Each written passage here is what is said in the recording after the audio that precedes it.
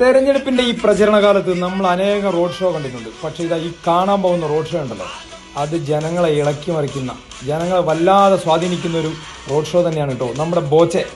എന്താണ് കേരളത്തിന്റെ real hero എന്ന് ഇപ്പൊ എല്ലാവരും പാടുന്ന ബോച്ചെ കണ്ടില്ലേ? എന്താണ് ആരാധകർ ചുറ്റും കൂടുന്നു.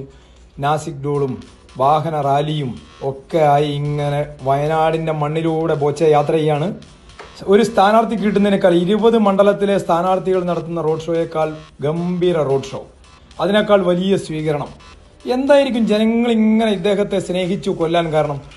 അദ്ദേഹം ജനങ്ങളെ സ്നേഹിക്കുന്നത് കൊണ്ട് തന്നെ, അല്ലാതെ എന്താ?